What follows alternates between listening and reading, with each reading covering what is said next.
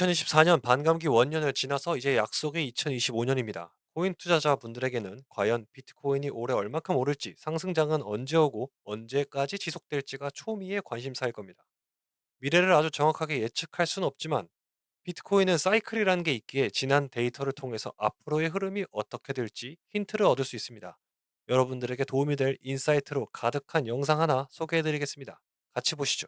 Video we spoke about this perspective where we have a mirroring in terms of 500 days before the halving, a bear market bottom occurring, and then 500 days after the halving, roughly speaking, a bull market top occurring. And that's been the case across cycles.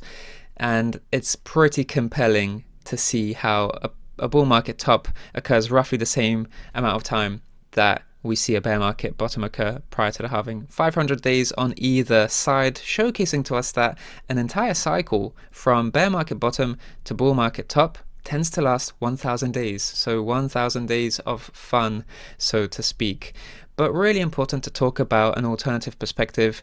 And this is a really interesting tweet from May 19th, 2024, where I spoke about the reaccumulation around old all-time high levels, and historically we've seen price consolidate just below old all-time high levels, and that tends to be reaccumulation. We've seen that across time, and these reaccumulation periods have had a tendency of lasting very differing amounts of time. So in 2013, we didn't really have much of a reaccumulation period. We just launched to the upside. Here we had lots of zigzagging, a few weeks of just consolidating.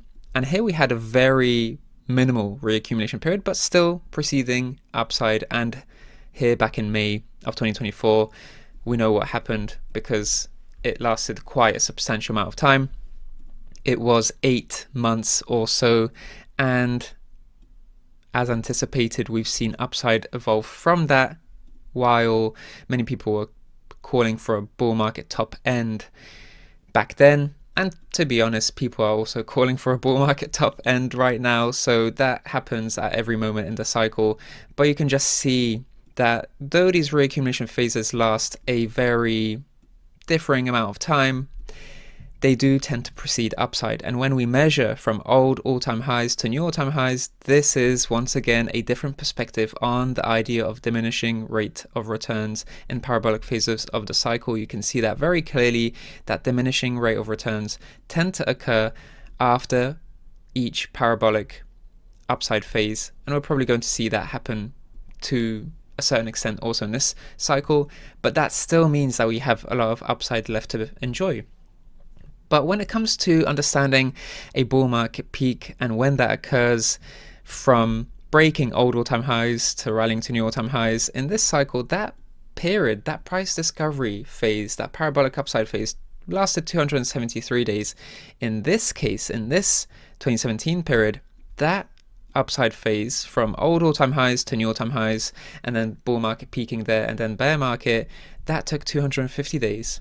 Whereas in 2021, that phase took a little bit longer of a time, 329 days.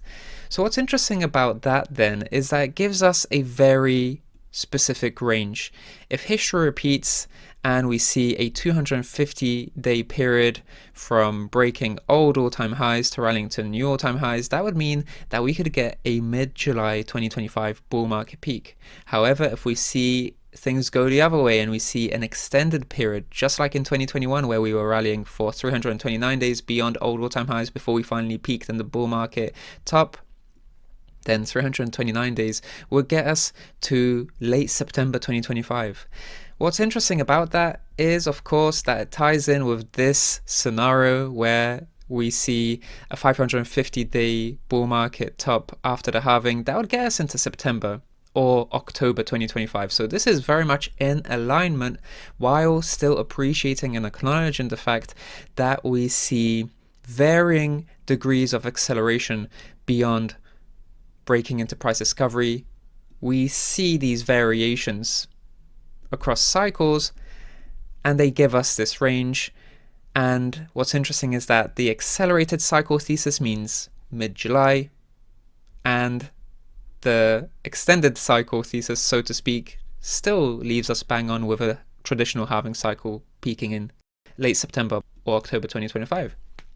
And what's interesting about that is that the pi cycle crossover right now is scheduled for late September. So we're seeing a lot of confluence in the fact that late September is going to be the absolute maximum that we could see for this bull market top occurring. So it does take a bit of time. September 2025 is in alignment with this vertical here, based on the fact that we could be seeing a 329-day extension into new all-time highs price discovery lasting 300 days plus. And it also ties in with this theory whereby we peak 550 days after the halving. So lots of confluence there. Confluence also of the pi cycle top indicator. But what we need to understand when it comes to the pi cycle top indicator is that when we spoke about this indicator in the previous pi cycle video, this is just a screenshot from my previous YouTube video, then we got that crossover scheduled for December. But what's interesting about that is that when we started to rally towards the upside most recently from mid 90s or so to 104k right now, that suddenly changed the December crossover to a September crossover. And the more we rally, the more we're going to get a closer crossover. And I wouldn't be surprised to see us get so close of a crossover that would tease a mid-July 2025 crossover. Because that tends to happen. The more Bitcoin rallies, the more that crossover in the pi cycle top gets closer and closer into the future. The pi cycle crossover has been a fantastic bull market peaking indicator that we have come to rely on. But I think it's really important to focus on periods of convergence, because when we're seeing moving averages this wide apart and maybe even diverging from one another, we don't really need to focus on that. But as we get closer to a bull market peak, or at least to a crossover, then that means we're close to a bull market peak. And in the previous cycle, we were actually not really crossing over. As you can see, we were aligning, tracking the moving averages perfectly for a month. So when we get to such a period where we're either tracking for an extended period of time and just aligning here without really technically crossing over, although crossing over, but over a period of time, it's a pretty complicated situation here.